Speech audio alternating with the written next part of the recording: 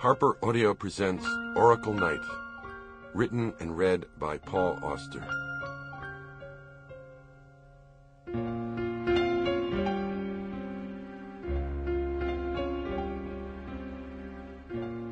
I had been sick for a long time.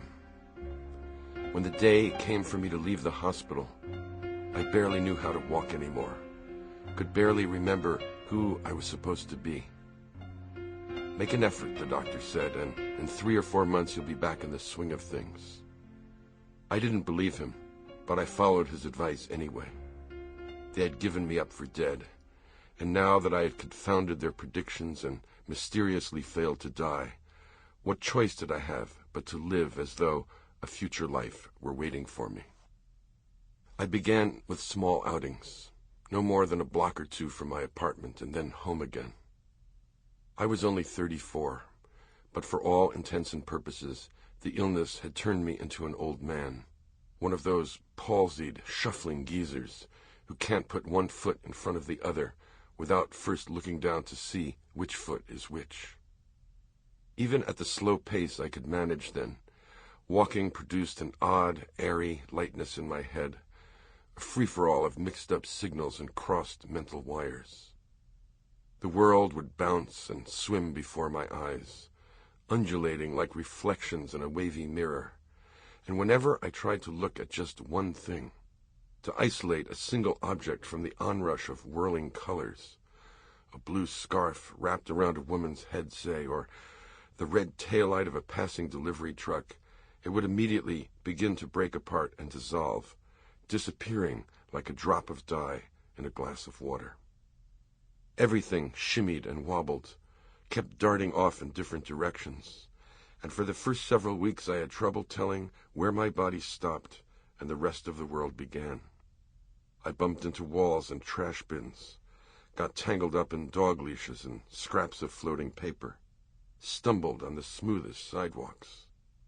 I had lived in New York all my life, but I didn't understand the streets and crowds anymore.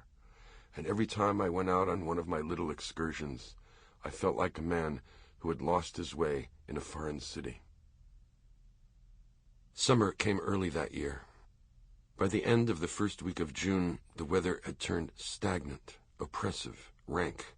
Day after day of torpid, greenish skies, the air clogged with garbage fumes and exhaust, heat rising from every brick and concrete slab.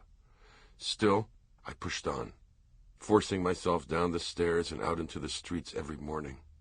And as the jumble in my head began to clear, and my strength slowly returned, I was able to extend my walks into some of the more far-flung crevices of the neighborhood. 10 minutes became 20 minutes. An hour became 2 hours. 2 hours became 3.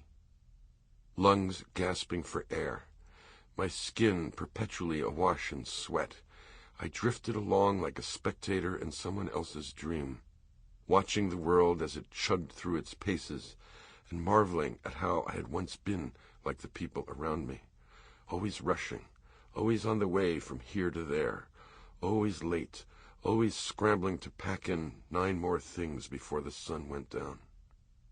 I wasn't equipped to play that game anymore. I was damaged goods now. A mass of malfunctioning parts and neurological conundrums, and all that frantic getting and spending left me cold. For comic relief, I took up smoking again, and whiled away the afternoons in air-conditioned coffee shops, ordering lemonades and grilled cheese sandwiches, as I listened in on conversations and worked my way through every article in 3 different newspapers. Time passed. On the morning in question, September 18th, 1982, I left the apartment somewhere between 9:30 and 10 o'clock. My wife and I lived in the Cobble Hill section of Brooklyn, midway between Brooklyn Heights and Carroll Gardens. I usually went north on my walks, but that morning I headed south, turning right when I came to Court Street and continuing on for 6 or 7 blocks. The sky was the color of cement, gray clouds, gray air, gray drizzle borne along by gray gusts of wind. I have always had a weakness for that kind of weather. Sample complete. Ready to continue?